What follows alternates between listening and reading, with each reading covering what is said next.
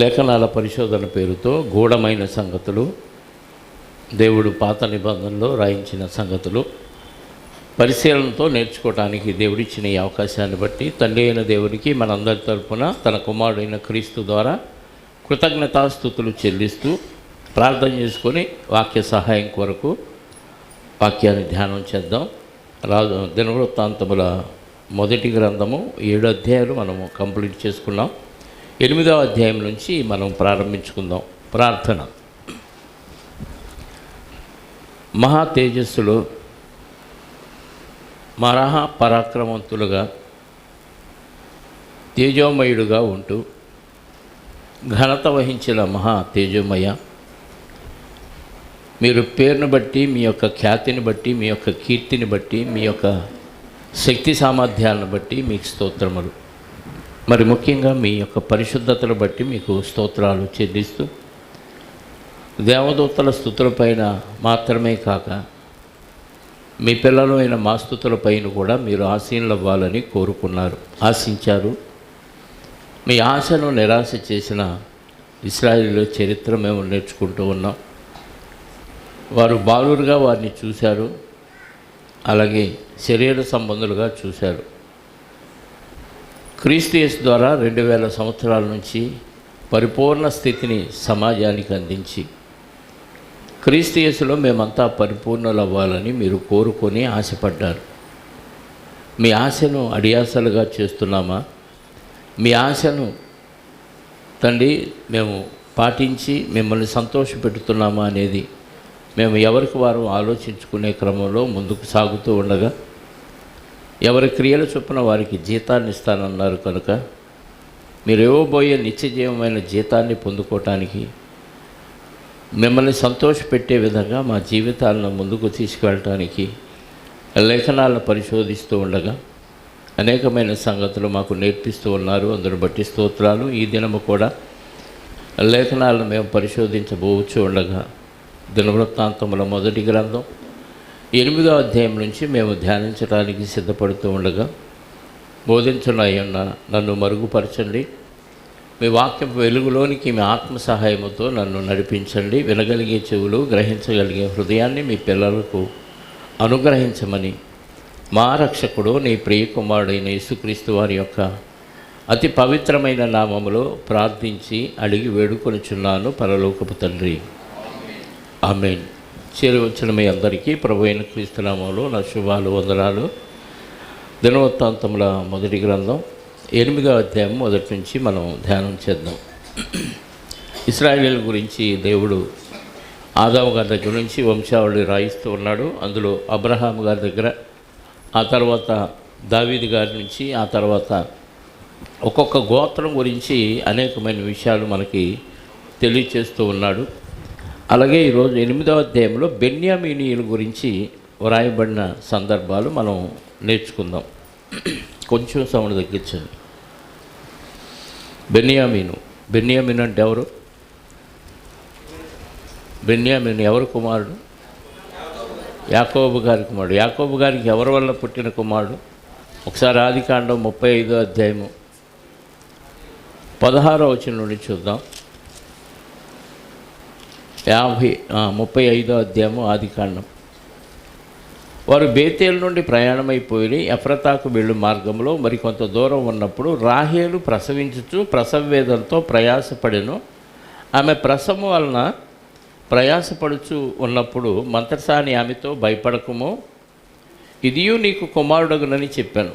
ఆమె మృతి పొందెను. ప్రాణం పోవుచుండగా ఆమె అతని పేరు బెన్నోని అంటే నా దుఃఖపుత్రుడు అని అర్థం అనెను.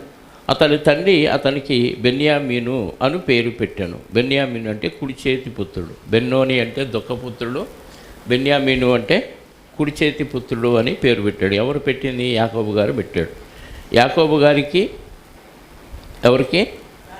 రాహేలు గారికి పుట్టిన కుమారుడు చివరి సంతానం బెన్యామీను. కాబట్టి బెన్యామీను గురించి 8వ అధ్యాయము మొదటి వచనం నుండి చివరి వచనం వరకు బెన్యామీనీయులు, అందులోని వారి యొక్క పరిస్థితి ఏంటి అనేది ఆ వంశావళిని మనకి ఇక్కడ రాజుల దినవృత్తాంతాల మొదటి గ్రంథం 8వ అధ్యాయంలో తెలియచేయబడింది. బెన్యామీను కన్నిన కుమారులలో బెరి అనువాడు జ్యేష్ఠుడు, బెల అనువాడు శ్రేష్ఠుడు, రెండవవాడు అష్బేలు, మూడవవాడు అహరహు, నాలుగవవాడు నోహ, ఐదవవాడు రాప. ఇక్కడ బెన్యామీను కుమారులు ఎంతమంది కనపడుతున్నారు? 5 కనపడుతున్నారు. 7వ అధ్యాయము 6వ వచనం నుండి చూడండి ఒకసారి. కొంచెం తేడా అనిపిస్తుంది, దాని గురించి తర్వాత మనం ఆలోచిద్దాం. బెన్యామీను కుమారులు 3, బెల, బేకరు, ఇదియవేలు. బెల కుమారులు 5. ఇక్కడ బెన్యామీనుకి ఎంతమంది కుమారులు? 3.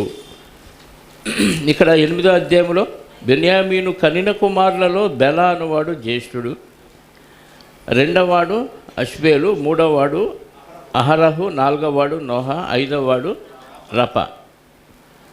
ఇక్కడ 5 కుమారులు ఉన్నట్టుంది, అక్కడ 3 కుమారులు ఉన్నట్టుగా ఉంది. ఇక్కడ 5 కుమారులు గురించి వ్రాయబడిన మాటలు. బెల అనే అతను జ్యేష్ఠుడుగానే ఇక్కడ కూడా ఉంది. 7వ అధ్యాయంలో కూడా బెన్యామీను కుమారులు 3లో మొదటి కుమారుడి పేరు బెల, రెండవ కుమారుడి పేరు బేకరు, మూడవ కుమారుడి పేరు ఎదియవేలు అని ఉంది. వీళ్ళు బెన్యామీను కుమారులుగా ఇక్కడ ఉంది. 8వ అధ్యాయంలో మనకి 5 కుమారులు బెన్యామీనుకు ఉన్నట్టుగా మనకి వ్రాయబడింది. ఇందులో ఏది కరెక్టు అనేది మనం తర్వాత ఆలోచిద్దాం. ఆ తర్వాత బెల కుమారుల గురించి వ్రాయటం జరిగింది. బెల అనువాడు జ్యేష్ఠుడు. 3వ వచనం, బెలకు పుట్టిన కుమారులు అద్దారు, గెర, అబీహూదు, అబీషువ, నయమాను, అహోయహు, గెర, సెవూసాను, హూరాము. షెపుపాను, హూరాము. యహూదు కనిల కుమారులు ఉజ్జా, అహీహూదు. వారు గెబ కాపురస్తులకు ఇంటి పెద్దలుగా ఉండిరి. ఎవరు కాపురస్తులు? గెబ కాపురస్తులకు ఇంటి పెద్దలుగా ఉండిరి. నయమాను, అహియా, గెర అనువారు వారిని మహతునకు చెర తీసుకొని పోయిరి. గెర వారిని అచ్చటికి చెర తీసుకొని పోయాను. వారిని పంపివేసిన తరువాత షహరయీము మోయాబు దేశమందు హుషీము, బైరా అను తన భార్యల యందు కనిన పిల్లలుగాక తన భార్య అయిన హోదేశులందు యబాబను, జిబ్యాను, మేషాను, మల్యామును, మల్కామును, యపూజును, షాక్యాను, మిర్మాను కనెను. వీరు అతనికి కుమారులు. వారు తమ పితరుల ఎండకు పెద్దలుగా ఉండిరి. హుషీమను దాని యందు అతడు అహిటూబును, ఎల్పయలును కనెను. ఎల్పయలు కుమారులు ఎబెరు, మిషాము, షెమెదు ఓనోను, లోదును దాని గ్రామములను కట్టించెను. ఎల్పయలు కుమారులు ఎబెరు, మిషాము, షెమెదు ఏం చేశాడు? ఓనోను, లోదును దాని గ్రామములను కట్టించెను. బెరియాయును, షమయును అయ్యాలోను కాపురస్తుల యొక్క పితరులలో పెద్దలు. వీరు గాతీయులను పారద్రోలి. హోషాషాషుకు, అహ్యోషాషుకు, ఎరేమోతు, జబద్యా, ఆరాదు, ఎరెదు, మిఖాయేలు, ఇష్బా, యోహా అనువారు బెరియా కుమారులు. జబద్యా, మెషుల్లాము, హిజికి, హెబెరు, ఇష్మరే, ఇబ్లియా, యోబాబు అనువారు ఎల్పయలునకు కుమారులు. యాకీము, జిక్రీ, జిబ్ది, ఎలియేనై, జిల్లెతై, ఎలియేలు, ఆదాయా, బెరాయా, షిమ్రాతు అనువారు షిమికి కుమారులు. ఇష్బాను, ఎబీరు, ఎలియేలు, అబ్దోను, జిక్రీ, హానాను, హనన్య, ఎలాము, అంతోతియా, ఇపదయ, పెనుయేలు అనువారు షాషుకు కుమారులు. షంషేరై, షహర్య, అతల్య, యహరష్య, ఎలియా. ఏమంటే ఇప్పుడు దాకా చదివిన పేర్లు ఏమన్నా గుర్తున్న పేర్లు ఏమన్నా వచ్చినాయా? అంతకుముందు చదివిన పేర్లు కానీ. అతల్య ఒకటి కనపడింది కదా. యోబాబు, అహిటూబు, నయమాను, అక్కడక్కడ కొంచెం ఒక పేరు ఏదో అంతకుముందు చదివినట్టుగా ఉన్నాయి కానీ మిగతా అన్నీ అసలు జీవితకాలంలో చదివినట్టుగా కూడా లేదు. బైబిల్ చదివినా మళ్ళీ మర్చిపోతూ ఉంటాం. చదవాలి కాబట్టి చదువుతున్నాం అంతే. ఇందులో మళ్ళీ ఒక్కొక్క దాన్ని తీసుకొని చెప్పడానికి కూడా వీలవదు. 26వ వచనం. షంషేరై, షహర్య, అతల్య, యహరష్య, ఎలియా, జిక్రి అనువారు యెరోహాము కుమారులు. వీరు తమ తమ తరములన్నిటిలో పితరుల ఇండ్లకు పెద్దలు, ముఖ్యులనై ఉండి యెరూషలేమునందు కాపురం ఉండిరి. ఈ జాతుల వారు బెన్యామీనులో ఈ గోత్రంలో నుంచి ఈ సంతానం అంతా ఎక్కడున్నారంటే యెరూషలేములో కాపురం ఉన్నారు. యూదులతో పాటు ఎవరున్నారు? యెరూషలేములో బెన్యామీనీలు ఉన్నారు. ఎన్నో వచనం? 29. గిబియోనీలకు తండ్రి అయిన గిబియోనులో కాపురం ఉండెను. గిబియోనునకు తండ్రి అయిన వాడు గిబియోనులో కాపురం ఉండెను. అతని భార్య పేరు మైకా. ఇతని పెద్ద కుమారుడు అబ్దోను. మిగిలిన వారు సూరు, కీషు, బయలు, నాదాబు. గెదోరు, అహ్యోజెకెరు అనువారు మిక్లోతు, షిమ్యానును కనెను. వీరును తమ సహోదరులతో కూడా వారికి ఎదురుగా ఉన్న ఇళ్లలోనే యెరూషలేమునందు కాపురం ఉండిరి. అక్కడ బెన్యామీనులకు ఎదురుగా యెరూషలేములోనే వీళ్ళు కూడా కాపురం ఉన్నారు. ఎవరు వీళ్ళు? గిబియోనీలు. గిబియోను ప్రాంతంలో కాపురం ఉన్నవారు. అంటే యెరూషలేములో యూదులతో పాటు బెన్యామీనీలు ఉన్నారు. బెన్యామీనులతో పాటు గిబియోనీలు కూడా బెన్యామీనులకు ఎదురుగా యెరూషలేములోనే కాపురం ఉన్నారు. నేరు కీషును కనెను. కీషు సౌలును కనెను. సౌలు యోనాతాను, మల్కీషువను, అబీనాదాబును, ఎష్బయలును కనెను. యోనాతాను కుమారుడు ఎరిబ్బయలు. ఎరిబ్బయలు మీకాను కనెను. మీకా కుమారులు పితోను, మెలకు, తరేరా, అహాజు. అహాజు యెహోయాదాను కనెను. యెహోయాదా అలెమెతును, అజ్మావెతును, జిమ్రిని కనెను. జిమ్రి మెజాను కనెను. మెజా బిన్యాను కనెను. బిన్యాకు రాపా కుమారుడు. రాపాకు ఎలాషా కుమారుడు. ఎలాషాకు అజేలు కుమారుడు. అజేలు కుమారులు 6. వారి పేర్లు అజ్రికాము, బోకెరు, ఇష్మాయేలు, షయర్య, ఓబద్య. ఈ పేరు ఒకటి తెలిసినట్టుంది కదా. ఓబద్య, హానాను. వీరందరూ అజేలు కుమారులు. అతని సహోదరుడైన ఐషక్కు కుమారులు 3. ఊలాము జ్యేష్ఠుడు, యహూదు 2వవాడు, ఎలీపెలెటు 3వవాడు. ఊలాము కుమారులు విలువిద్యయందు ప్రవీణులైన పరాక్రమశాలులు. వీరికి 150 మంది కుమారులను కలిగిరి. వీరందరూ బెన్యామీనీలు. అంటే 8వ అధ్యాయంలో అంతా మనకి ఎవరు కనపడుతుంది అంటే బెన్యామీనీలు. బెన్యామీనీలతో పాటు మరో గోత్రం కనపడుతుంది. గిబియోనులో ప్రాంతంలో నివాసం ఉన్నవారు గిబియోనీలు కూడా ఇందులో కాపురం ఉన్నట్టుగా యెరూషలేములో మనకు అర్థమైంది. 9వ అధ్యాయము ప్రారంభం. ఈ ప్రకారము ఇశ్రాయేలీలందరూ తమ తమ వంశముల చొప్పున సరిచూడబడిన మీదట వారి పేర్లు ఇశ్రాయేలు గ్రంథమందు వ్రాయబడెను. ఇశ్రాయేలీల గ్రంథం అనగానే విడిపోయిన తర్వాత రాయబడిన గ్రంథం కాదు. అందరూ కలిసి ఉన్నప్పుడు వ్రాయబడిన గ్రంథం. ఆ గ్రంథమందు వ్రాయబడెను. యోధా వారు చేసిన దోహమునకై వారు బాబేలునకు చెరగొని పోబడిరి. అంటే ఇప్పటి వరకు మనం చదువుకున్నదంతా ఎప్పటిదాకా అని అంటే మనం రాజుల 2వ గ్రంథం 24వ అధ్యాయము 25వ అధ్యాయంలో ఏదైతే చదువుకున్నామో అక్కడి వరకు ఏం జరిగిందో ఆ వంశావళంతా మనకి 9వ అధ్యాయం 8వ అధ్యాయం ఎండింగ్ వరకు చెప్పారు. అర్థమైందా? ఎక్కడ దాకా వీళ్ళు చెరలోనికి, బబులోని చెరలోనికి వెళ్ళిన దగ్గర నుంచి 24వ అధ్యాయంలో మనకి ఈ చెరలోనికి వెళ్ళిన సందర్భం అంతా రాయబడి ఉంది. 25వ అధ్యాయము రాజుల 2వ గ్రంథం 24, 25 అధ్యాయాల్లో ఈ చెరలోనికి వెళ్ళిన సందర్భం. అంటే 9వ అధ్యాయం 1వ వచనంలో మనకి ఏం రాయబడిందంటే అప్పటి వరకు ఆదాము దగ్గర నుంచి వంశావళి పేర్లన్నీ, దేవుని సెలెక్ట్ చేసిన వంశావళి పేర్లన్నీ రాయబడినాయి. అందులో యూదులు ఆల్రెడీ ఇశ్రాయేలు చెరలోనికి వెళ్ళింది ఇక్కడ రాయలేదు. వాళ్ళ గురించి ఇంకా పట్టించుకోవాలి దేవుడు. యూదులు చెరలోనికి వెళ్ళిన సందర్భం వరకు దేవుడు ఇక్కడ వ్రాయించినట్టుగా మనకు అర్థమవుతుంది. ఒకసారి 6వ అధ్యాయము 15వ వచనాన్ని ఒకసారి చూద్దాం.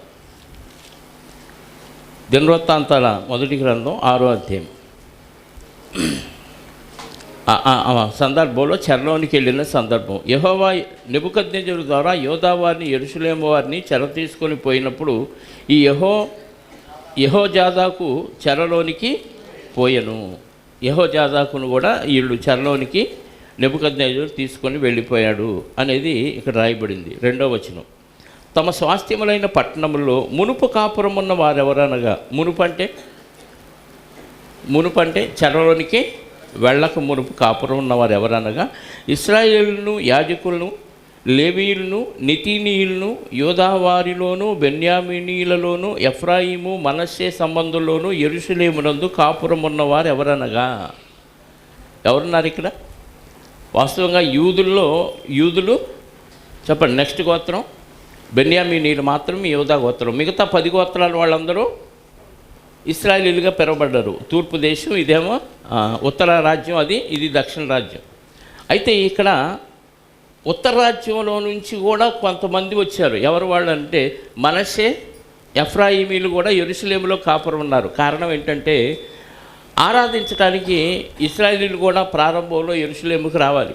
ఎందుకంటే ఈ యెరూషలేములోనే దేవుడు సొలొమోను గారు కట్టించిన మందిరం ఉంది. ఇక్కడికే వచ్చి మీరు ఏటేటా బలులు ఇవ్వాలి, సంవత్సరానికి 3 సార్లు కూడుకోవాలి, మీ అర్పణలు, స్వేచ్ఛార్పణలు, దహన బలులు ఇవన్నీ ఇక్కడే అర్పించాలని దేవుడు చెప్పాడు. కాబట్టి మోషే గారి ద్వారా ఇశ్రాయేలీలు విడిపోయిన తర్వాత కూడా బలులు ఇక్కడికి ఇస్తున్నారని ఆ ఇశ్రాయేలు పరిపాలించే ఆ యెరోబాము ఏం చేశాడు? 2 బంగారపు దూడల్ని, దానిలో ఒకటి బెయేర్షెబాలో ఒకటి దూడల్ని జయించి వీళ్ళు అక్కడికి రాకుండా చేశారు.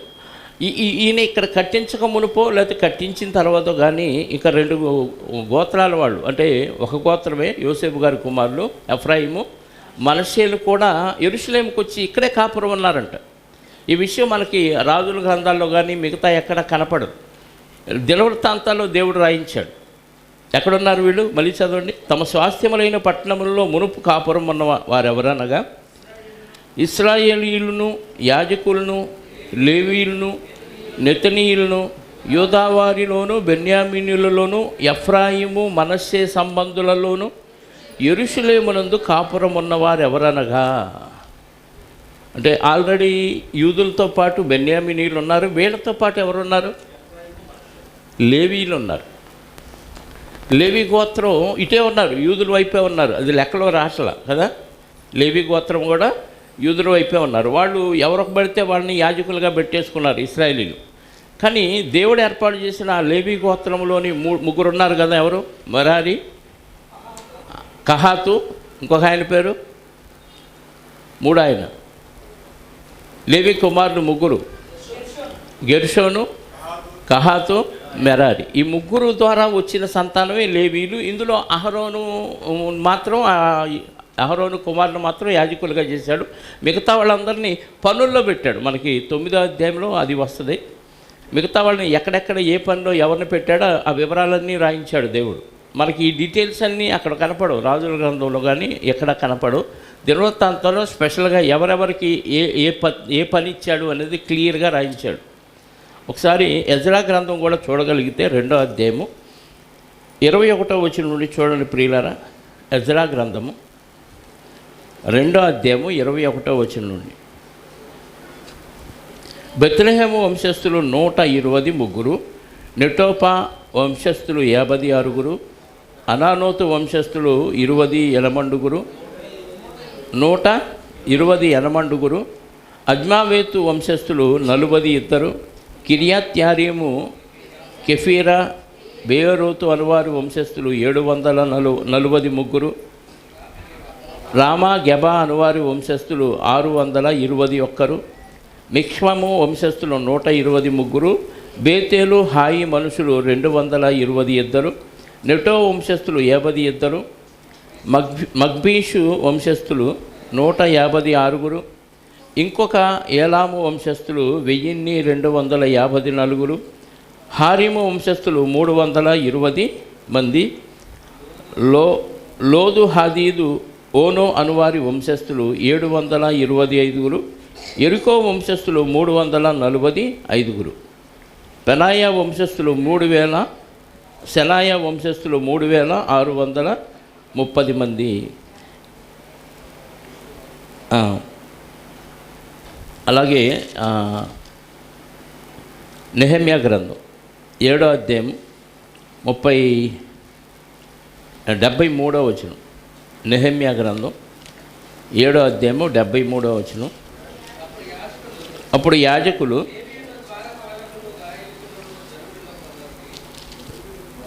7వ అధ్యాయము 73.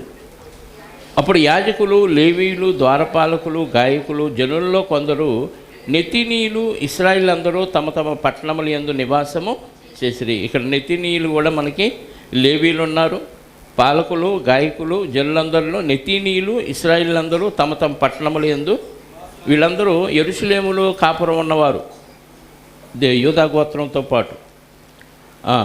3వ వచనం. యూదా వారిలోను, బెన్యామీనీయుల్లోను, ఎఫ్రాయిము, మనష్షే సంబంధుల్లోను యెరూషలేమునందు కాపురం ఉన్నవారు ఎవరనగా, యూదా కుమారుడైన పెరెసు సంతతి వాడగుడు బానీ కుమారుడైన ఇమ్రీకి పుట్టిన ఒమ్రీ కుమారుడగు అబీహూదునకు జననమైన ఊతయు, షిలోనీయుల పెద్దవాడైన అషాయాయు వాని పిల్లలు. జరహు సంతతి వారిలో యెవుయేలు వాని సహోదరులైన 690 మంది. బెన్యామీనీయుల్లో పెనూయా కుమారుడైన హోదవ్యాకు పుట్టిన మెషుల్లాము కుమారుడుగు సల్లు, యెరోహాము కుమారుడైన ఇబ్నెయ, మిక్రీకి పుట్టిన ఉజ్జీ కుమారుడైన ఏలా, ఇబ్నియా కుమారుడైన రఘువేలునకు పుట్టిన షెఫట్యా కుమారుడగు మెషుల్లాము. వీరును వీరి సహోదరులను తమ తమ వంశముల పట్టీల చొప్పున 956. ఈ మనుషులందరూ తమ పితరుల వంశముల బట్టి తమ పితరుల ఇండ్లకు పెద్దలు. ఇందులో పెద్దల గురించి చెప్పాడు. అలాగే 10వ వచనం. యాజకుల్లో యదాయ, యెహోయారీబు, యాకీను, దేవుని మందిరములో అధిపతి అయిన అహీటూబు కుమారుడైన మెరాయోతునకు పుట్టిన సాదోకు కుమారుడుకు మెషుల్లామునకు కలిగిన హిల్కియా కుమారుడైన అజర్యా, మల్కియా కుమారుడుకు పసూరునకు పుట్టిన యెరోహాము కుమారుడైన అదాయ, ఇమ్మెరు కుమారుడైన మెషిల్లేమీతునకు పుట్టిన మెషుల్లామునకు కుమారుడైన యహజేరాకు జననమైన యదీయేలు కుమారుడు మషై. మరియు తమ పితరుల ఎండ్లకు పెద్దలైన 1760 మంది కుటుంబీకులు. వీరు దేవుని మందిర సేవా సంబంధమైన కార్యముల యందు మంచి గట్టివారు. అంటే వీళ్ళకి ఇచ్చిన పాత్ర ఏంటి? యాజకుల్లో వీళ్ళకి ఇచ్చిన పాత్ర ఏంటి? దేవుని మందిర సంబంధమైన పనులు చేసేవాళ్ళు వీళ్ళు గట్టివారు, అంటే మంచిగా స్ట్రాంగ్గా ఈ పనులు చేసేవాళ్ళు అన్నమాట. మరి లేవీలు 14వ వచనం. మరియు లేవీల్లో మొరారి సంతతి వారైన యాజకుల్లో ఏ సంతతి ఇది? 10వ వచనం. పెదాయ, యెహోయారీము, యాకీను ఈ సంతతి వారి గురించి 10వ వచనం నుండి 13 వరకు. 14 నుంచి లేవీలు గురించి. మరియు లేవీల్లో మొరారి సంతతి వారైన హషబ్యా కుమారుడకు అజ్రీకామునకు పుట్టిన హష్బూబు కుమారుడైన షమయ, కక్బర్కరు, హెరెషు, గాలాలు, ఆసాపు కుమారుడకు జిక్రీకి పుట్టిన మీకా కుమారుడైన మత్తన్య, యదూతోను కుమారుడైన గాలాలునకు పుట్టిన షమయా కుమారుడైన ఓబద్య, నెటోపాతీయుల గ్రామములలో కాపురమున్న ఎల్కానా కుమారుడైన ఆసాకు పుట్టిన బెరెక్యా. ద్వారపాలకులు అంతవరకు వీళ్ళ పాత్ర ఏంటి? వీళ్ళ పాత్ర మొరారి సంతతి వారైన అహబ్యా. వీళ్ళందరూ యదూతోను కుమారుడైన గాలాలునకు పుట్టిన షమయా కుమారుడైన ఓబద్య, నెటోపాతీయుల గ్రామంలో కాపురమన్న ఎల్కానా కుమారుడైన ఆసాకు పుట్టిన బెరక్యా. వీరందరూ ద్వారపాలకులుగా ఎంచబడ్డారు. ద్వారపాలకులు ఎవరనగా షల్లూము, అక్బూరు, అల్మోను, అహీమాను అనువారును వారి సహోదరులను. వీరిలో షల్లూము పెద్ద. లేవీయుల సమూహములలో వీరు తూర్పున నుండి రాజు గుమ్మమునొద్ద ఇంతవరకు కాపురము చేయుచున్నారు. మరియు కోరహు కుమారుడు ఎబ్యాసాపునకు పుట్టిన కోరే కుమారుడైన షల్లూమును వారి పితరుని ఇంటి వారును వాని సహోదరులకు కొరహీయులను సేవా సంబంధమైన పని మీద నుండి గుడారమునకు ద్వారపాలకులై ఉండిరి. వారి పితరుల యెహోవా పాళెమునకు కావలివారై ఉండి ప్రత్యేక స్థలమందు కాయుచుండిరి. ప్రవేశ స్థలమును అంటే వీళ్ళందరూ ద్వారపాలకులు. 24 ద్వారాలు ఉంటాయి. 24 ద్వారాల్లో 8 అవర్స్ డ్యూటీ ఒక్కొక్కళ్ళకి. 8 గంటల డ్యూటీలో రోజుకి 3 షిఫ్ట్లు మారిపోయేవాళ్ళు. వారానికి ఒక షిఫ్టే ఉంటుంది. ఆ తర్వాత వాళ్ళు మళ్ళీ 3 షిఫ్ట్లు ఇంటి దగ్గరే ఖాళీగా ఉండేవాళ్ళు అంట. అలా 24 గంటలు ఎవరొకళ్ళు ఆ ద్వారానికి కాపలా ఉండేవాళ్ళు. 12 ద్వారాలంటే 24 ద్వారాలంటే ద్వారానికి 4 చొప్పున ఎంతమంది పడతారు? 96. ముగ్గురైతే 72 మంది పడతారంట అటు లెక్క చొప్పున. అంటే ఒకసారి 72 మంది ద్వారానికి 24 ద్వారాలకి కాపలా ఉంటారు. అది వాళ్ళు డ్యూటీ అయిపోయిన తర్వాత వాళ్ళు 3 వారాలు మళ్ళీ ఖాళీగా ఉంటారు. మిగతా వాళ్ళు మళ్ళీ డ్యూటీ ఎక్కుతూ ఉంటారట. ఇదంతా ఎవరికి ఇచ్చాడంటే లేవీయులకి ఇచ్చాడు. లేవీయుల్లో ద్వారపాలకులుగా కొంతమందిని అపాయింట్ చేశాడు. 10వ వచనం. ఇంతవరకు కాపురము మరియు కొరహు కుమారుడు ఎబ్యాసాపునకు పుట్టిన కోరే కుమారుడైన షల్లూమును వాని పితరుని ఇంటి వారును వాని సహోదరులకు కొరహీయులను సేవా సంబంధమైన పని మీద నుండి గుడారమునకు ద్వారపాలకులై ఉండిరి. వారి పితరులు యెహోవా పాళెమునకు కావలివారై ఉండి ప్రవేశ స్థలమును కాయుచుండిరి. అంటే పాళ్యాన్ని కాసేవాళ్ళు కొంతమంది ఉన్నారు. ద్వారపాలకులుగా ద్వారాల దగ్గర కాపురం ఉన్నవాళ్ళు కొంతమంది ఉన్నారు. యెహోవా అతనితో కూడా ఉండెను. ఎవరి గురించి? 20వ వచనం. ఎలియాజరు కుమారుడైన ఫినెహాసును మునుపు వారి మీద అధికారి అయి ఉండెను. యెహోవా అతనితో కూడా ఇతను ఒక్కడి గురించి ఆ మాట రాయబడింది. ఫినెహాసు గారు తెలుసు కదా, ఇశ్రాయేలీయులు ప్రయాణంలో మోయా ప్రాంతంలోకి వచ్చినప్పుడు ఏం చేశాడు? కత్తితో ఈటతో పొడి చేశాడు. నేను ఓర్వలేని దాన్ని ఫినెహాసు కూడా ఓర్వలేకపోయాడు. కాబట్టి ఆయన బతుకున్నంతకాలం యాజకత్వం నిత్యంగా అతనికి ఇచ్చేస్తానని దేవుడు అతనికి ఒక వరాన్ని ఇచ్చాడు. దేవుడు అతనికి తోడై ఉన్నాడనే పదం అతని గురించి రాయబడింది 20వ వచనంలో. మరియు మెషెల్యమ్య కుమారుడైన జకర్యా సమాజపు గుడారం యొక్క ద్వారమునకు కావలి గుమ్మముల యొద్ద ద్వారపాలకులుగా ఏర్పడిన వీరందరూ 212. వీరు తమ గ్రామముల వరుసలు తమ వంశావళి చొప్పున సరిచూడబడిరి. వీరు నమ్మదగిన వారిని దావీదును దీర్ఘదర్శకు సమూయేలును వీరిని అంటే సమూయేలు గారు దావీదు గారు పరిపాలించిన కాలంలో వీళ్ళని ద్వారపాలకులుగా నియమించారు అంట. సమూయేలు గారు దావీదు గారు వీళ్ళని నియమించారు. వారికిని వారి కుమారులకును యెహోవా మందిరపు గుమ్మములకు అనగా గుడారపు మందిరము యొక్క గుమ్మములకును వంతుల చొప్పున కావలికాయు పని కలిగి ఉండెను. గుమ్మముల కావలి వారు 4 దిశలను అనగా తూర్పునను పడమరను ఉత్తరములను దక్షిణను ఉండిరి. వారి సహోదరులు తమ గ్రామములో నుండి 7 దినములకు ఒకసారి వారి యొద్దకు వచ్చుట కద్దు. అంటే చుట్టాలు చూసిపోవటానికి ఇక్కడికే వచ్చిపోతారనమాట. 7 రోజులకు ఒకసారి జైల్లో ఉన్న ఖైదీని చూసినట్టుగా వీళ్ళు ఇంకా బయటికి వెళ్ళే పని లేదు. ఆ ద్వారానికి కాపలు అలాగే కళ్ళు కాయలు కాసేటట్టు కాయాలి. బంధువులు ఎవరన్నా ఉంటే వారానికి ఒకసారి వచ్చి వాళ్ళని చూడటం వాళ్ళకి వాడుక అలవాటు. లేవీయులైన 4 ప్రధాన ద్వారపులు ఉత్తరవాదులై ఉండిరి. దేవుని మందిరపు గదుల మీదను బొక్కసముల మీదను ఆ లేవీయులు ఉంచబడి ఉండిరి. 27వ వచనం. వారు దేవుని మందిరమునకు కావలి వారు గనుక వారి కాపురములు దాని చుట్టూ ఉండెను. దేని చుట్టూ? యెరూషలేము మందిరం చుట్టూ ఉన్నాయి. ఎవరి? లేవీయుల యొక్క నివాసాలు. పోలీసులు కానీ వాళ్ళ క్వార్టర్స్ ఇచ్చినట్టుగా, మిలిటరీ వాళ్ళకి అక్కడే వాళ్ళకి స్థావరాలు ఏర్పాటు చేసినట్టుగా లేవీయులకి ఆ యెరూషలేము దేవాలయం చుట్టూ వాళ్ళకి ఇళ్ళు ఇచ్చారు. ఆ డ్యూటీలో ఉన్నవాళ్ళు ఆ ఇళ్లలో నివాసం ఉంటారన్నమాట. వారు దేవుని మందిరమును కావలికాయ వారు గనుక వారి కాపురములు దాని చుట్టూ ఉండెను. ప్రతి ఉదయమున మందిరపు వాకిళ్లను తెరుచు పని వారిదే. ఉదయాన్నే వాకిలు తెరిచేది వాళ్ళే. వారిలో కొందరు సేవోపకరణములను కనిపెట్టువారు, కొందరేమో తలుపులు తీస్తారు, 24 ద్వారాలు తీయాలి. కొంతమంది ఏమో సేవోపకరణాన్ని కనిపెట్టేవారు, కాపలా కాస్తారు. సేవకు ఉపయోగించే ఉపకరణాలన్నింటినీ కాపలా కాసేవారు. వారు లెక్క చొప్పున వాటిలో లోపలికి కొనిపోవాలను, లెక్క చొప్పున వెలుపలికి తీసుకొని రావాలి. అది చూస్తూ లెక్కబెట్టి బయటకు తీసుకురావాలి, శుభ్రం చేయాలి, మళ్ళీ లెక్కబెట్టి లోపలికి తీసుకెళ్ళాలి. మరియు వారిలో కొందరు మిగిలిన సామాగ్రి మీదను పరిశుద్ధమైన పాత్రలన్నిటి మీదను ఉంచబడి ఉండేది. కొంతమంది ఏమో మిగిలిన పాత్రలు ఉంటాయి కదా, వాటి మీద అధికారం కలిగి, అంటే వాటి మీద ధ్యాస పెట్టి వాటిని కాపాడుతూ వాటిని తీసుకెళ్ళి శుభ్రం చేసి మళ్ళీ లోపల పెట్టే కార్యక్రమాల్లో మిగిలిన వారు ఉన్నారు. కొంతమంది ఆ పనిలో ఉంటే వాళ్ళ మీద మళ్ళీ కొంతమందిని అధికారులుగా పెట్టారు. వీళ్ళంతా ఎవరైనా లేవీలే. సన్నపు పిండియు, అదేనా 29, వారిలో కొందరు మిగిలిన సామగ్రి మీదను పరిశుద్ధమైన పాత్రలన్నిటి మీదను ఉంచబడి ఉండేది. సన్నపు పిండియు, ద్రాక్షారసమును, నూనెయు, ధూపవర్గమును వారి ఆధీనము చేయబడిను. ఏమేమి?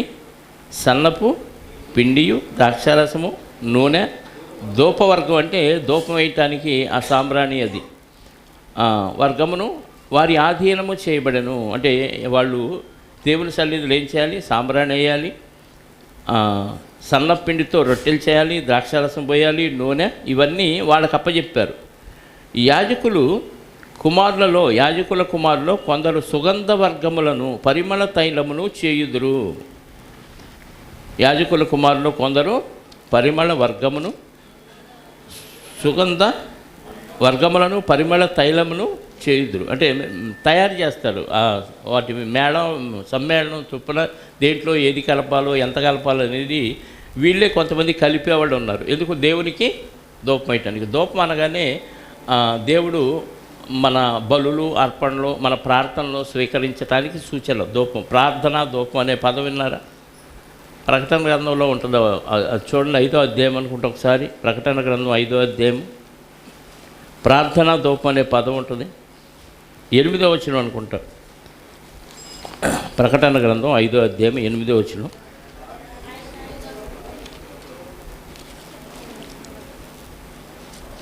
ప్రకటన 5:8.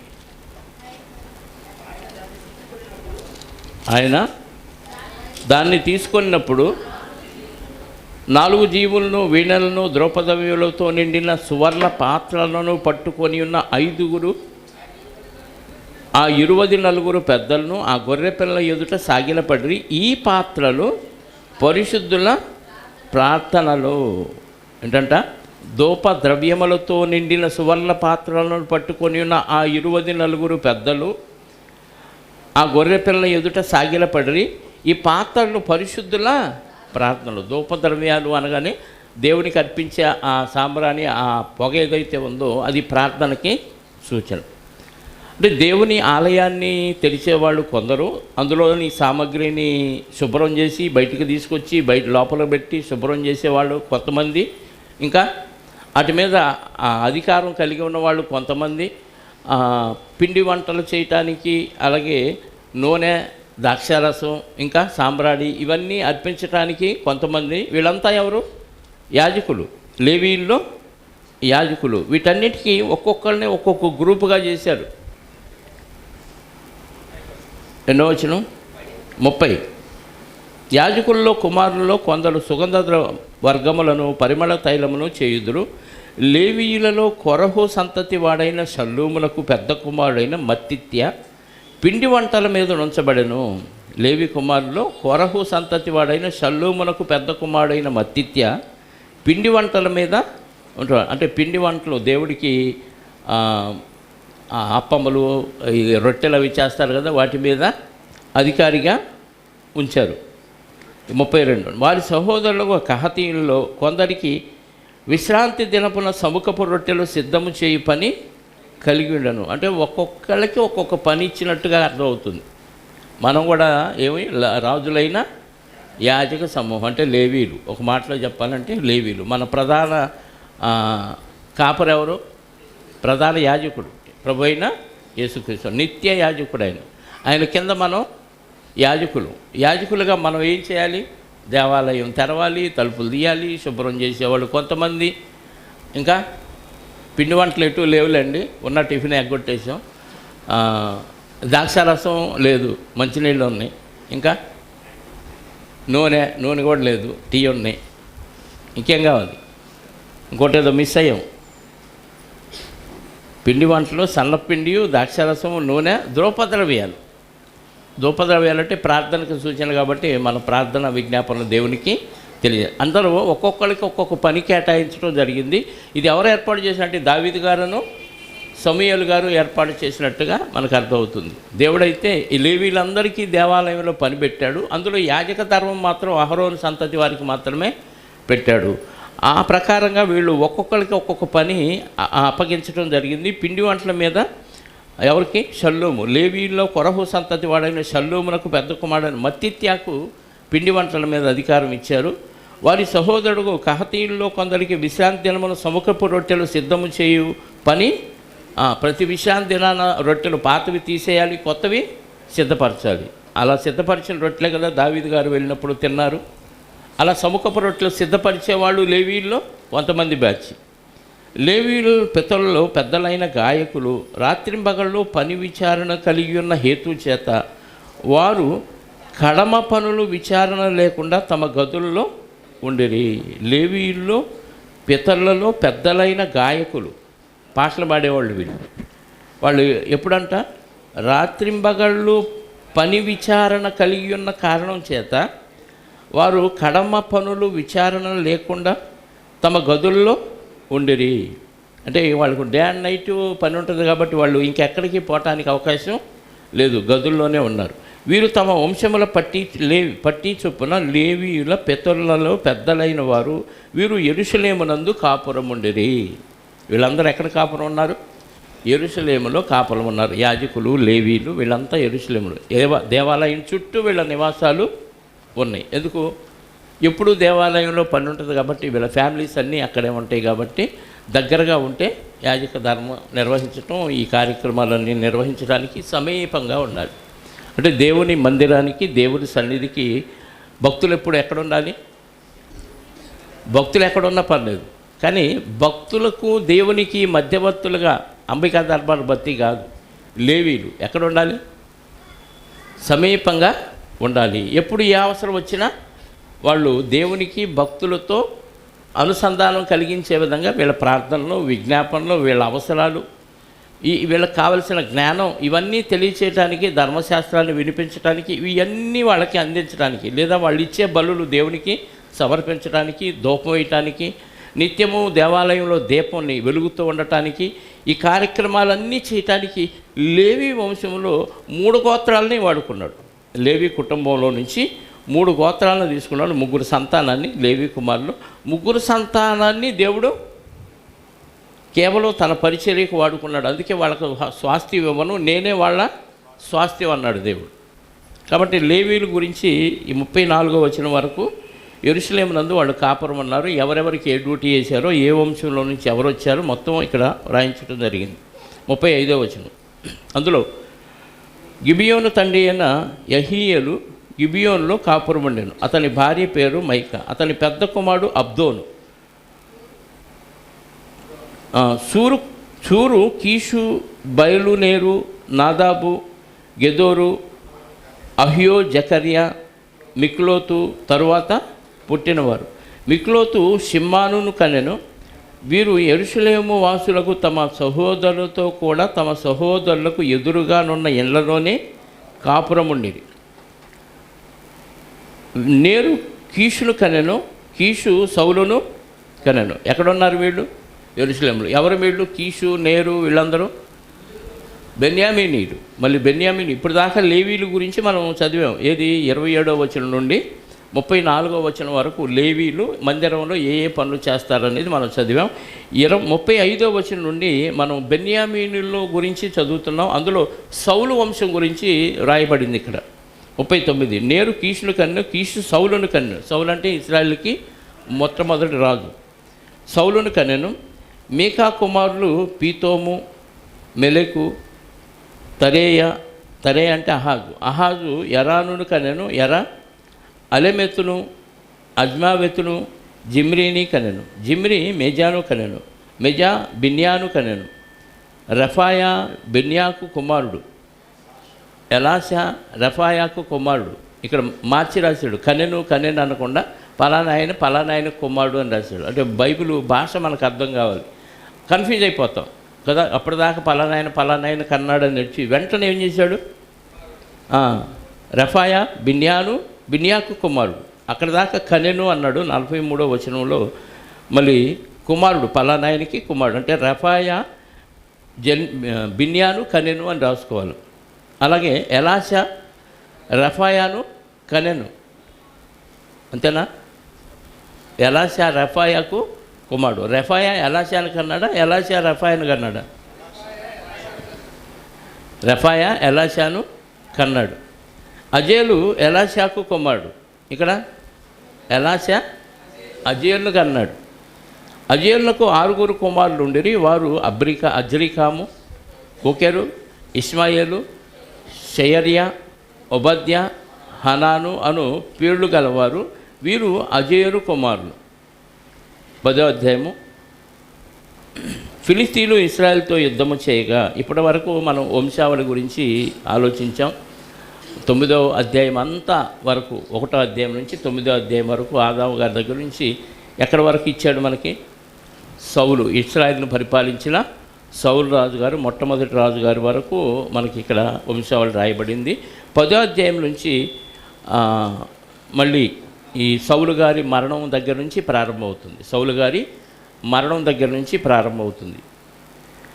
10వ అధ్యాయం మొదటి వచనం. ఫిలిస్తీన్లు ఇశ్రాయేలుతో యుద్ధము చేయగా ఇశ్రాయేలు ఫిలిస్తీన్ల ఎదుట నిలువలేక పారిపోయి హతులై గిల్బోవ పర్వతమందు పడిరి. ఎక్కడుంది ఇది మనకి? సౌలు గారు చనిపోయింది ఏ సందర్భం? సమూయేలు ఎండింగ్లో ఉంటుంది. మొదటి గ్రంథం ఎండింగ్లో ఇదే సందర్భం అక్కడ ఉంటుంది. అది మళ్ళీ ఇక్కడ రిపీట్ చేయడం జరిగింది. 31వ అధ్యాయము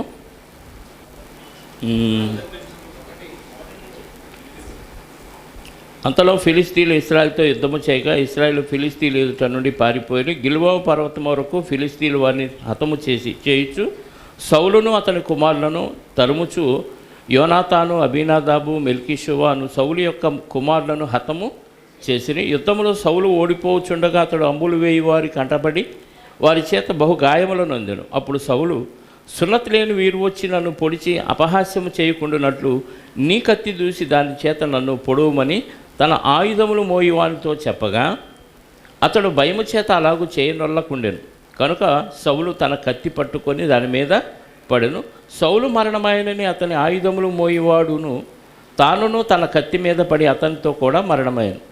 ఇలాగున సౌలును అతని 3 కుమారులను అతని ఆయుధములు మోయివాడును అతని వారందరూ ఒక్క దినముననే మరణమైని. రోయ అవతలనున్న ఇశ్రాయేలీలు, యోర్దాను అవతలనున్న వారును ఇశ్రాయేలీలు పారిపోవుటయు సౌలును అతని కుమారులు చచ్చియుండుటయు చూచి తమ నివాస గ్రామములను విడిచిపెట్టి పారిపోయిరి. ఫిలిస్తీన్లు వచ్చి వాటిలో కాపురముండి. ఇదే విషయాన్ని మనకి 10వ అధ్యాయము దినవృత్తాంతాల మొదటి గ్రంథంలో రాయటం జరిగింది. ఫిలిస్తీన్లు ఇశ్రాయేలుతో యుద్ధము చేయగా ఇశ్రాయేలు ఫిలిస్తీన్లు ఎదుట నిలవలేక పారిపోయి హతులై గిల్బోవ పర్వతం ముందు పడిరి. ఫిలిస్తీన్లు సౌలును అతని కుమారుని తరిమి సౌలు కుమారులైన యోనాతాను, అబీనాదాబును, మల్కీషువను హతము చేసిరి. యుద్ధములో సౌలు ఓడిపోచుండెను. అతడు అంబులు వేయి వాని కంటబడి వారి చేత బహుగాయములో నొందెను. అప్పుడు సౌలు, ఈ సున్నతి లేని జనులు వచ్చి నాకు మానభంగము చేయకుండా నీవు నీ కత్తి దూసి, మానభంగం అనగానే పురుషుడిని ఎలా చేస్తారనుకోకండి. మానభంగం అంటే ఆత్మాభిమానం చెడగొట్టడం. అంటే ఇశ్రాయేలీలు అన్యుడి చేతిలో చచ్చిపోతే అది ఘోరమైన అవమానం. కాబట్టి నా క్యారెక్టర్, మానవ అనగానే క్యారెక్టర్ తీసుకోవాలి. సినిమాల్లో మానభంగం వేరు, ఒరిజినల్గా ఆ పదానికి అర్థం వేరు. క్యారెక్టర్ని పాడు చేయటం అంటే ఇశ్రాయేలీలు అన్యుల చేతిలో చావటం అనేది చాలా అవమానకరమైన విషయం. కాబట్టి అది ఇలా ఈ పదం అక్కడ వ్రాయటం జరిగింది. అపార్థం చేసుకుంటారని చెప్తున్నాను. సున్నతి లేని జనులు వచ్చి నాకు మానభంగము చేయకుండా నీవు నీ కత్తి దూసి నన్ను పొడిచివేయమని తన ఆయుధములు మోయివానితో అనగా వాడు బహుగా భయపడి అలాగూ చేయుటకు ఒప్పలేదు గనుక సౌలు తన కత్తి మీద పడెను. కత్తి కింద పెట్టుకున్నాడు, దాని మీద పడిపోయాడు. పడెను. సౌలు చనిపోయినని ఆయుధములు మోయేవాడు తెలుసుకొని, ఇంకా చనిపోకముందని అనిపించింది ఆయనకి, తెలుసుకొని తానును కత్తి పట్టుకొని దాని మీద పడి చచ్చాడు. వాడు చచ్చిపోయాడు, సౌలు గారు మాత్రం చనిపోలేదు. ఆ ప్రకారమే సౌలును అతని 3 కుమారులను చచ్చిరి, మరియు అతని ఇంటి వారందరూ చచ్చిరి. జనులు పారిపోయిరనియు సౌలును అతని కుమారులు చచ్చిపోయిరనియు లోయలోని ఇశ్రాయేలందరూ తెలుసుకొని తమ పట్టణములు విడిచి పారిపోగా ఫిలిస్తీన్లు వచ్చి వాటిలో కాపురం ఉండేది. 31వ అధ్యాయం సమూయేలు మొదటి గ్రంథంలో ఏదైతే చదివామో, దినవృత్తాంతాల మొదటి గ్రంథం 10వ అధ్యాయము 1 నుంచి 7 వచనాల్లో అదే చదివాం. రైట్. 8వ వచనం. హతులైన వారిని దోచుకున్నటకై ఫిలిస్తీన్లు మరునాడు వచ్చినప్పుడు వారు సౌలును అతని కుమారులు గిల్బోవ పర్వతంలో చచ్చి పడియుండుట చూచి అతని కవచములు దోచుకొని అతని తలను అతని ఆయుధములను తీసుకొని పోయి ఫిలిస్తీన్ల దేశమంతటా వాటిని త్రిప్పి జరిగిన దాన్ని విగ్రహములకును జనులకును చాటించిరి. చూసావా, ఇశ్రాయేల్ దేవుడు గొప్పోడు, వీరుడు, శూరుడు అన్నారు. వాళ్ళ ముందు ఎవడో నిలబడలేడు అన్నాడు. వాళ్ళకంటే మేమే గొప్పడమని సౌలు గారి తలకాయ నరికేసి అది పట్టుకొని ఆ ఫిలిస్తీన్ల దేశం అంతటా ఊరేగించారంట. ఎక్కడెక్కడంటే ఫిలిస్తీన్లో ఉన్న ప్రజలందరికీ చూపించారు, వాళ్ళ దేవతలకు కూడా చూపించారంట. అంటే ఇశ్రాయేల్ని కాపాడుతున్న దేవుడి కంటే మా దేవుళ్ళే గొప్పోడు అని చాలా ప్రకటన చేసుకున్నారు. ఎప్పుడైనా అపజయం వస్తే దేవుని పిల్లలకి కేవలం 2 కారణాల వల్ల వస్తుంది. ఒకటి, భక్తుల యొక్క అవిధేయత వలన అపజయం వచ్చింది, ఇది మెయిన్ కారణం. రెండవది, పరీక్ష కోసం అపజయం వచ్చింది. పరీక్షకు అపజయం వచ్చినప్పుడు దేవుడేమో అవమానం పొందడు, కానీ మన అవిధేయత వలన మనకు అవమానం వచ్చినప్పుడు, మనకు నింద వచ్చినప్పుడు, మనకు కష్టం వచ్చినప్పుడు ఖచ్చితంగా దేవుడు అవమానపరచబడతాడు. ఇప్పుడు ఇశ్రాయేల్ దేవుడు ఫిలిస్తీ దేశంలో అవమానపరచబడ్డాడు కేవలం సౌలు యొక్క అవిధేయత వల్ల. చనిపోయారు, అర్ధాంతరంగా చనిపోయారు. ముందుగా సమూయేలు గారు సమాధిలో నుంచి వచ్చి మరీ చెప్పినా కానీ వాళ్ళు పట్టించుకోకుండా యుద్ధానికి వెళ్ళిపోయారు. అక్కడ కుటుంబం మొత్తం ఫ్యామిలీ చనిపోవటం జరిగింది. వాళ్ళు దోచుకొని తిప్పి ఆ దేశమంతటా వాటిని తిప్పి జరిగిన దాన్ని విగ్రహములకును జనులకును చాటించిరి. వారు అతని ఆయుధములను తమ దేవుని గుడిలో పెట్టి అతని తలను దాగోని గుడిలో తగిలించిరి. దాగోను దేవత గుడిలో ఈయన తలకాయను పెట్టారు. ఆ ఆయుధాలన్నీ వాళ్ళ గుడిలో పెట్టారు, తమ దేవుని గుడిలో పెట్టారు. ఫిలిస్తీను సౌలునకు చేసినదంతయు యాబేష్ గిలాదు వారు వినినప్పుడు పరాక్రమశాలైన వారందరూ లేచిపోయి సౌలు శవమును అతని కుమారుల శవమును తీసుకొని యాబేషునకు వచ్చి వారి ఎముకలను యాబేషునందలి సింధూర వృక్షము కింద పాతిపెట్టి 7 దినముల ఉపవాసం ఉండిరి. యాబేష్ గిలాదు వారు ఏం చేశారంట, ధైర్యంగా వెళ్ళిపోయి శవాన్ని తెచ్చేశారు. సౌలు గారి శవాన్ని, యోనాతాను వాళ్ళ ఫ్యామిలీ మొత్తాన్ని శవాలను తీసుకొచ్చి యాబేష్ గిలాదులో వాళ్ళని సమాధి చేశారు. ఎందుకంటే రాజు యొక్క శవం అర్థాంతరంగా అన్యాయంగా పక్షులు పీక్కు తినటం, కుళ్ళిపోవటం అనేది జరగకుండా తగిన రీతిలో సమాధి చేయబడాలి అనేది ఒక గౌరవప్రదమైన కార్యక్రమం.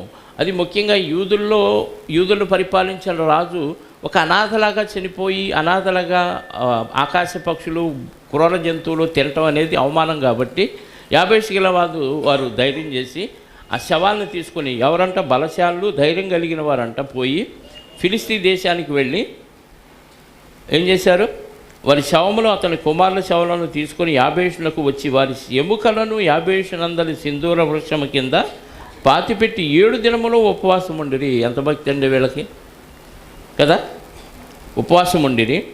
ఈ ప్రకారము యెహోవా ఆజ్ఞ కొరకై ఆయన దృష్టి ఎదుట ద్రోహము చేసినందుకు, యెహోవా ఆజ్ఞ గై కొనక ఆయన దృష్టి ఎదుట ద్రోహము చేసినందుకు యెహోవా యొద్ద విచారణ చేయక కర్ణపిశాచముల యొద్ద విచారణ చేయు దానిని వెదకినందుకు సౌలు హతమయ్యను. చచ్చిపోవటానికి కారణం ఏంటంట,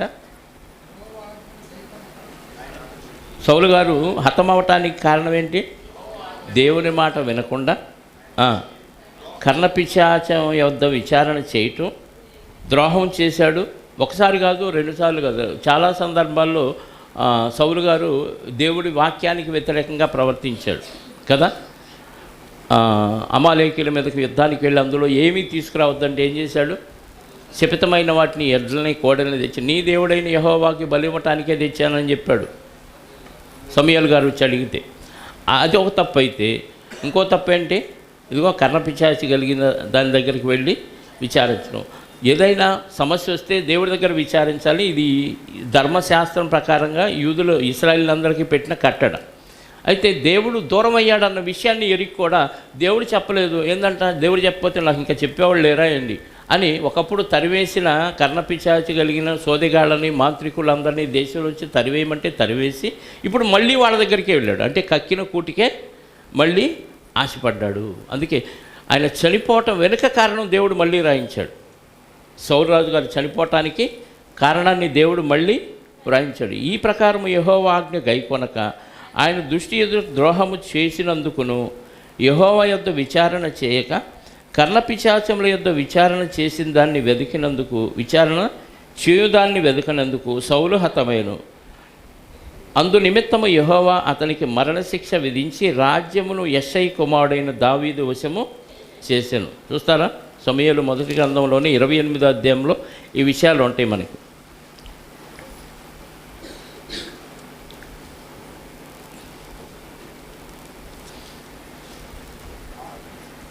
ఇరవై 28వ అధ్యాయము సమూయేలు మొదటి గ్రంథం 3వ వచనం నుండి చూద్దాం.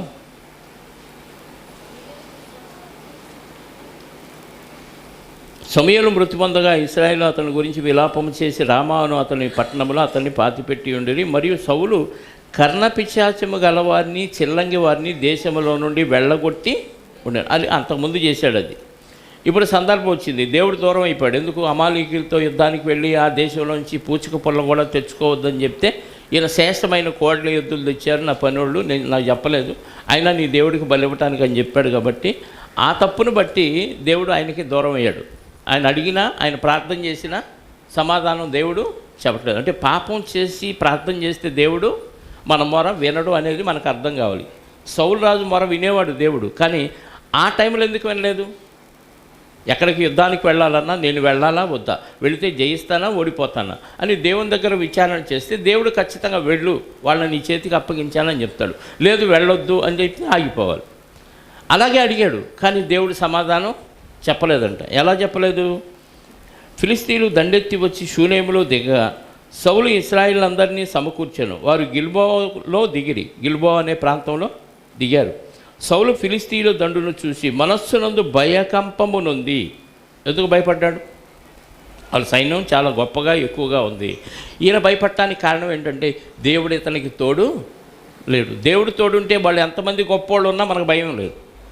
దేవుడు తోడు ఎప్పుడు మనకు దూరం అయిపోద్దు. దేవుడు తోడు దూరం అయిందంటే మనం పాపం చేసామని అర్థం. పాపం చేస్తే దేవుడు దూరం అవుతాడు. దేవుడి ఇష్టాన్ని నెరవేర్స్తే దేవుడు ఎప్పుడు, ఇందాక ఫినెహాస్ గారి గురించి ఏమన్నా చదువుకున్నాం, దేవుని యెహోవా అతనికి తోడయ్యి ఉండేను అనే మాట చదువుకున్నాం. అంటే దేవుడికి ఇష్టమైన పనులు ఫినెహాస్ గారు చేశాడు కాబట్టి ఇష్టంగా దేవుడు కలిసి ఉన్నాడు, అతనితో తోడుగా ఉన్నాడు. ఈ సౌలు గారు దేవునికి కష్టమైన పని చేశాడు కాబట్టి అవిధేయత వలన ఏం చేశాడు, దేవుడు దూరం అయిపోయాడు. కాబట్టి ప్రార్థన వినలేదు. విన్నప్పుడు ఆ సైన్యాన్ని చూడగానే సౌలుకి భయం వేసింది. భయం వేసి ఫిలిస్తీన్ల దండును చూసి మనస్సునందు భయకంపమనుంది. యెహోవా యొద్ద విచారణ చేయగా యెహోవా స్వప్నము ద్వారా నైనను, ఊరీము ద్వారా నైనను, ప్రవక్తల ద్వారా నైనను ఏమీయూ సెలవియ్యక ఉండెను. ఊరీం అంటే యాజకుడు ఇక్కడ వేసుకునే ఒక కండవా లాంటిది, దానికి గొప్ప డిజైన్ ఉంటుంది, అది ఊరీము అంటారు దాన్ని. దాని ద్వారా కూడా దేవుడు సమాచారం ఇస్తాడు. కళ ద్వారా, ఊరీము ద్వారా, ప్రవక్తల ద్వారా. ఎలాంటి సమాధానం సౌలు రాజుకి దేవుడు ఇవ్వలేదు. అప్పుడు సౌలు, నా కొరకు మీరు కర్ణపిశాచము గల ఒక స్త్రీని కనుగొనుడి, నేను పోయి దాని చేత విచారణ చేతులని తన సేవకులకు ఆజ్ఞేయగా. ఎవరిని అడగమన్నాడు? కర్ణపిశాచము గల స్త్రీని అడగండి అన్నాడు. తలివేసిన దాన్ని మళ్ళీ వెతికి పట్టుకోండి, నా కోసం దాన్ని అడగండి అని అనగానే చిత్తము ఎందేరులో కర్ణపిశాచం గల ఒకటి ఉన్నదని అతనిలో చెప్పిరి. అంటే ఆ ప్రాంతంలోనే పలానా చోట ఉంది అని వీళ్ళకి తెలుసు, కానీ రాజుగారికి చెప్పలే. ఎందుకు? చెబితే ఊరుకోడు. ఇప్పుడు అవసరం కాబట్టి వెంటనే పలానా చోట ఉంది అని చెప్పగానే ఈయన ఏం చేశాడు? కాబట్టి సౌలు మారువేషము ధరించుకొని వేరు బట్టలు తొడుక్కొని 2 మనుషులను వెంటబెట్టుకొని పోయి రాత్రివేళ ఆ స్త్రీ యొద్దకు వచ్చి కర్ణపిశాచము ద్వారా నాకు శకునము చెప్పి నాతో మాట్లాడుటకై నేను నీతో చెప్పు వాడిని రప్పించమని కోరగా. ఇక్కడ మనం ఆలోచించాల్సిన విషయం చాలా ఉంది. కర్ణపిశాచం అనగానే వినికిడి ద్వారా సమాధానం చెప్పేది. కర్ణం అంటే చెవి, పిశాచి అంటే చెప్పండి సాతాను. అంటే సాతాను మాట్లాడతాడా, వినపడతాడా? చెప్పండి. దేవుడు వినపడతాడా? ఇప్పుడు దేవుడు వినపడ్డం కనపడ్డు. మరి సాతాను కనపడతాడా? పోనీ సోదరుళ్ళు ఏమన్నా సత్యం చెప్తారా? వాళ్ళకి అన్నీ తెలుసా? భవిష్యత్తు ఏమన్నా తెలుసా? పోనీ జరిగిపోయినవి తెలుసా? ఎవరికి తెలియదు. జరిగిపోయినవి సాతానికి తెలుసు, జరగాల్సినవి వాడికి తెలియదు. మరి కర్ణపిశాచము ద్వారా సమాచారం వచ్చిద్దని సౌలు ఎలా నమ్మాడు? అంటే అన్యులకు ఉన్న నమ్మకం సౌలు గారికి కూడా పాకింది. ఎందుకంటే ఇక్కడ దేవుడు సమాధానం చెప్పట్లేదు కాబట్టి ఖచ్చితంగా ఆటోమేటిక్గా ఉన్న దిక్కు ఏదయ్యానంటే కర్ణపిశాచం. అంటే ఎంతో కొంత విశ్వాసం ఉంది ఆయనకి. ఏమని? సోదరుడు కూడా నాకు సమాచారం ఇస్తారు. దేవుడు చెప్పనివి దయ్యం చెప్పిద్దనే భ్రమలోకి వెళ్ళిపోయాడు. అంటే ఒక్కసారి దేవుని ఆజ్ఞకు దూరం అయితే, భ్రష్టుడైతే చిత్ర విచిత్రమైన దెయ్యపు ఆలోచనలన్నీ వచ్చేస్తాయి మనకు. మళ్ళీ ఆలోచనలు ఎలా ఉంటాయో తెలుసా? న్యాయబద్ధంగా, చట్టబద్ధంగా, దేవుని చిత్తానుసారంగా జరిగిస్తున్నట్టే ఉంటాయి. ఇప్పుడు రాజుగారు కదా, పోస్ట్ ఏంటి సౌలు గారిది? రాజుగారి పోస్టులో ఏది చేసినా రైటే, ఎవడో కాదంటానికి లేదు. ఎవడన్నా మాట్లాడా? ఒకప్పుడు తరివేసావు కదా, మళ్ళీ వాళ్ళ దగ్గరికి వెళ్తావేంటే తప్పు కదా అని ఎవరో చెప్పరు. ఎందుకు చెప్పరు? రాజు తలుచుకుంటే దెబ్బలకే కాదు, చావుకు కూడా కొద్దు లేదు. ఏదైనా అంటే ఎవరక్కడ అన్నాడంటే వీళ్ళ శిరస్సు కోట గుమ్మానికి ఏలాడింది. కాబట్టి ఎవరు మాట్లాడలేదు కాబట్టి రాజు ఏది తలుచుకుంటే అది జరిగింది. కర్ణపిశాచం కలిగింది, దాని దగ్గరికి వెళ్దాం విచారిద్దాం అంటే మరి అది సత్యం చెప్పిద్దా అంటే చెప్పలేదు. వాస్తవంగా సోదరుల దగ్గర కూడా ఏ సమాచారం ఉండదు. మనల్నే కొన్ని క్వశ్చన్లు అడుగుతారు, వాటిలో మనమే ఆన్సర్ ఇస్తాం. దానిలో ఒకటి సెలెక్ట్ చేసుకొని మనకు ఒక రాయి వేస్తారు, తగిలిద్ది. 4 రాళ్ళలో ఒక రాయి అయినా తగలపోదు. ఈలోపు చాట్లో బియ్యం, నల్లకోడి ఇవన్నీ మనం వేసేస్తాం మామూలుగా. వాళ్ళ దగ్గర ఏ సమాచారం ఉండదు. భవిష్యత్తు అనేది ఎవరికి తెలియదు. కానీ దేవుడి దూరం అవ్వటం వల్ల, ఎలాంటి సమాచారం దేవుడి దగ్గర నుంచి రాకపోవటం వల్ల సౌలు రాజు ఏం చేశాడు? కర్ణపిశాచం దగ్గరికి వెళ్ళాలి, నేనుగా వెళితే ఆమె భయపడిపోద్ది, నాకు సమాచారం చెప్పదని మారువేషం వేసుకొని 2 మనుషులు తీసుకొని రాత్రి వెళ్ళాడంట ఆమె దగ్గరికి. వెళ్ళి 9 ఆ స్త్రీ, ఇదిగో సౌలు చేయించినది నీకు తెలిసినది కదా, కర్ణపిశాచము గలవారిని, చిల్లంగి వారిని అతడు దేశంలో ఉండకుండా నిర్మూలన చేసిన కదా, నీవు నా ప్రాణము కొరకు ఉరియొగ్గి నాకు మరణమేళ రప్పింతు అని అతనితో. అంటే దాదాపు ఏమో ఆ వృత్తి మానేసింది. ఎందుకంటే ఎవరో కూడా సమాచారం ఇస్తే సౌలు రాజు, ఈయనే సౌలు రాజు అని తెలియదు కదా. ఎవరన్నా సౌలు రాజుకి ఫలానామా ఇలా సోది చెప్తుంది, కర్ణపిశాచం ద్వారా విచారిస్తుంది అని చెప్పగానే వెంటనే ఎవరో భటులను పంపించి చంపేస్తాడనే భయంతో, సౌలు చేయించిన శాసనం నీకు తెలుసు కదా, నాకు ఉరి కొట్టడానికి వచ్చావా అని భయపడుతుంది. అప్పుడు ఏమన్నాడు? 10వ వచనం, యెహోవా జీవము తోడు, అందుకు సౌలు, యెహోవా జీవము తోడు, దీనిని బట్టి నీకు శిక్ష ఎంత మాత్రమూ రాదని యెహోవా నామమున ప్రమాణము చేయగా, ఇది సోదిగత్తైన యెహోవా నామమును ప్రమాణం చేస్తే నమ్మేసింది. అంటే దేవుని మాట మీద ప్రమాణం చేస్తే భక్తులు ఎవరో అబద్ధం ఆడరు అనే ఒక దృఢ విశ్వాసం ఉంది ఆ రోజుల్లో కూడా. ఎక్కడుంది ఆ విశ్వాసం? దేవుని పిల్లల్లో మాత్రమే ఉంది. అన్నిల్లో కూడా యెహోవా పేరిట ప్రమాణం చేస్తే ఖచ్చితంగా వాడు మాట తప్పరు. అందుకే కదా గిబియోనీయులు యెహోషువ దగ్గరకు వచ్చి ఏం చేశారు? మేము దూర ప్రాంతం నుంచి వచ్చాం, మా బట్టలు చిరిగిపోయినవి చూసాం, మేము తెచ్చుకున్న రొట్టె ముక్కలు తెచ్చినప్పుడు ఫ్రెషే అని మారువేషం వేసుకొని వాళ్ళ దగ్గర ఒక ప్రమాణం తీసుకున్నారు. అంటే ఇశ్రాయేలీలు దేవుని పేరిట ప్రమాణం చేస్తే ఖచ్చితంగా పీక తెగిపోయినా అబద్ధం ఆడరు. మనం ఆడతాం కదా, మనం కూడా ఇశ్రాయేలీలమే, కానీ మనం కూడా ఆడకూడదు. అంతకుముందు మాట్లాడాను, అబద్ధం ఆడితే ఆరని అగ్నికి అని. అది మాట్లాడినాక అబద్ధాలు ఎక్కువైపోయినాయి. ఏ సబ్జెక్ట్ చెబుతామో అక్కడి నుంచి దానికి వ్యతిరేకంగా ప్రవర్తన ప్రారంభమైంది. రైట్. ఎన్నో వచనంలో ఉన్నాం? 10వ వచనం. సో అందుకు సౌలు, యెహోవా జీవము తోడు, దీన్ని బట్టి శిక్ష ఎంత మాత్రము నీకు రాదని యెహోవా నామమున ప్రమాణము చేయగా, ఆ స్త్రీ, నీతో మాట్లాడుటకై నేను ఎవరిని రప్పింపవాలని అడుగగా, అతడు సమూయేలును రప్పింపవాలని అనెను. ఎవరిని రప్పించాలి అంటే సమూయేలు. అంటే రప్పించగలదా? చనిపోయిన వారి ఆత్మలను కర్ణపిశాచి బయటికి రప్పించగలదా? సమూయేలు మొదటి గ్రంథం 2వ అధ్యాయం 6వ వచనం చూడండి. జనులను సజీవులుగాను మృతులుగాను చేయువాడు యెహోవాయే, పాతాళమునకు పంపుచు అందులో నుంచి రప్పించువాడు యెహోవాయేనా, యెహోవా కూడానా?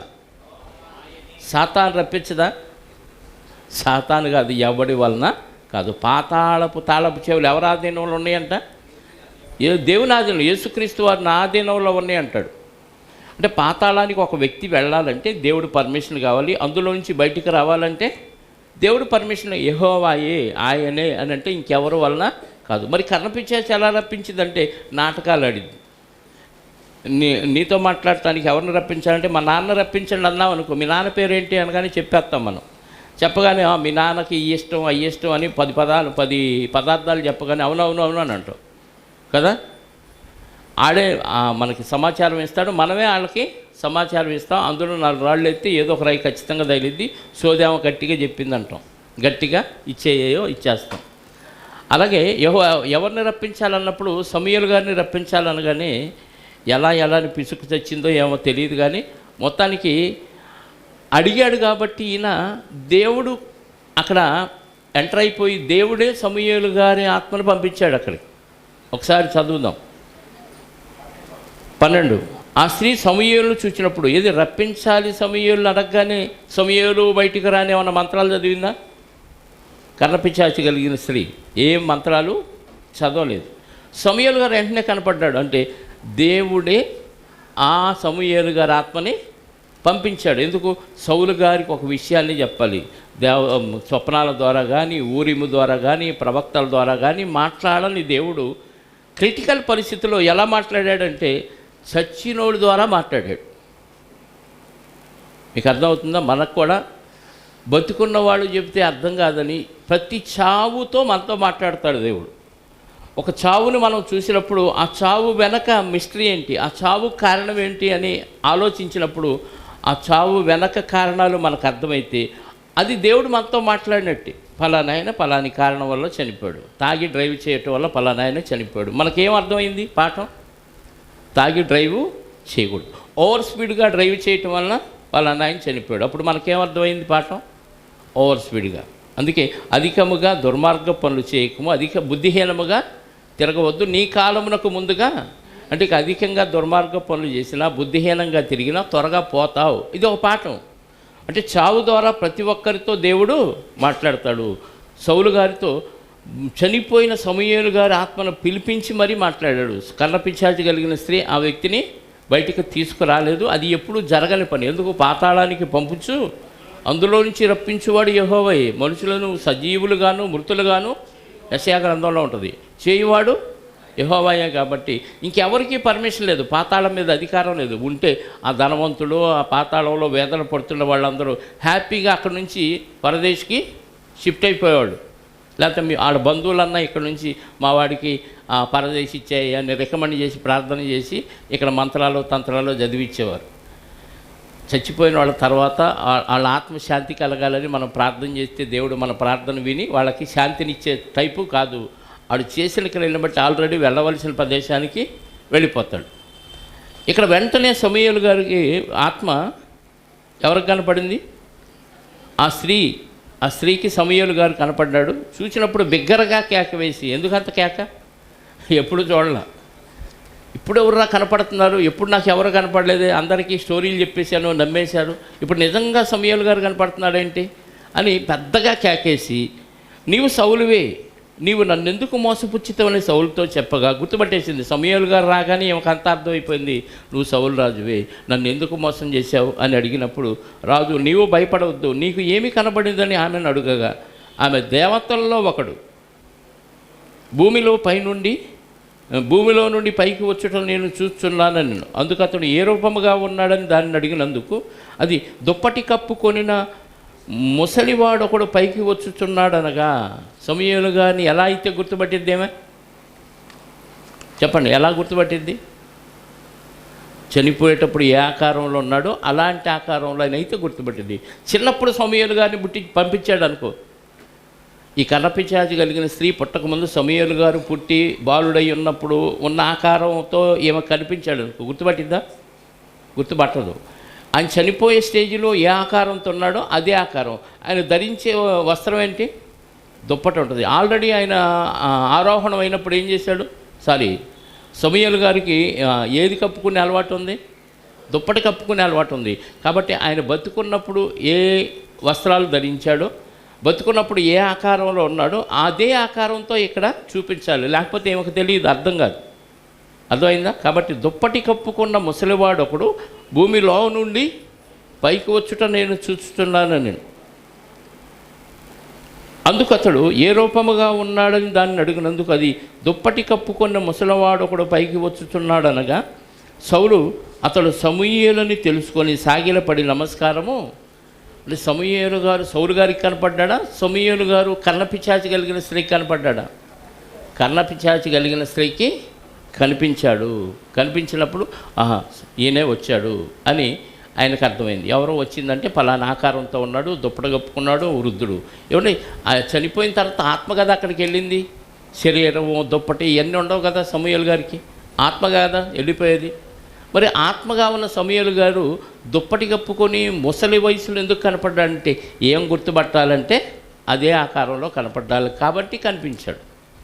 వాస్తవంగా యేసుక్రీస్తు వారు సమాధి నుంచి గెలిచిన తర్వాత గాయాలు ఉంటాయా? అవసరమా? అవసరం లేదు, మారిపోవచ్చు. కానీ ఎందుకు ఉంచాడు? శిష్యులకు ఎందుకు చూపించాడు? రక్తమాంసాలతో దేహంతో ఎందుకు కనిపించాడు అంటే వీళ్ళకి గుర్తుపట్టాలంటే అదే ఆకారం. ఆ మేకులు కాళ్ళల్లో చేతుల్లో పొడిచింది, పక్కలో బళ్ళెపోటుతో పొడిచింది, ఈ గాయాలన్నీ చూపించాలి వాళ్ళకి. అందుకోసం అదే ఆకారంతో కనపడ్డాడు. కానీ వాస్తవంగా అయితే ఆకారం ఆయనకు అవసరం లేదు. ఆ ఆకారాన్ని మహిమాదేహంగా మలుచుకొని పరలోకానికి వెళ్ళాడు. కాబట్టి కర్ణపిశాచి కలిగిన స్త్రీ గుర్తుపట్టడానికి ఆ ఆకారంతో దేవుడు పంపించాడు. దేవుడే పంపించాడు. వచ్చాడు, చూశాడు. సౌలు గారికి ఎలా ఉన్నాడంటే డీటెయిల్స్ చెప్పించింది. ఆయన సమూయేలు గారని సౌలు గారు కన్ఫర్మ్ చేసుకున్నాడు. వచ్చే వారం మాట్లాడుకుందాం మిగతా భాగం. ఎక్కడున్నాం మనం? దినవృత్తాంతాల గ్రంథం మొదటి 10వ అధ్యాయము అయిపోయిందా? 14వ వచనం వరకు అయిపోయింది. 11వ అధ్యాయము వచ్చేవారం మనం ధ్యానం చేద్దాం, ప్రార్థన చేసుకుందాం. పరమునందు ఆసీనుడు అయి ఉన్న మా కన్న తండ్రి, మీ మహాప్రేమ, కృప, జాలి, దయ, కనికరాన్ని బట్టి స్తోత్రాలు. ఏ గ్రంథములో లేని వంశావళి బైబిల్ గ్రంథంలో రాయించారు. ఇది కథల పుస్తకం కాదని, వాస్తవమైన చరిత్ర కలిగిన పుస్తకం అని, ఏ వంశంలో ఎవరొచ్చారో అన్న విషయాలు, ఎప్పుడో క్రీస్తు పూర్వం 1000 సంవత్సరాలు కాలంలో జరిగిన విషయాలు, 4000 సంవత్సరాల కాలంలో జరిగిన విషయాలు కూడా మీరు రాయించారు. అందును బట్టి స్తోత్రాలు. ఆ వంశావళిలో ఎవరి నుంచి ఎవరు వచ్చారో కొన్ని ప్రత్యేకమైన వ్యక్తుల పేర్లు వ్రాయించినందుకు మీకు స్తోత్రాలు.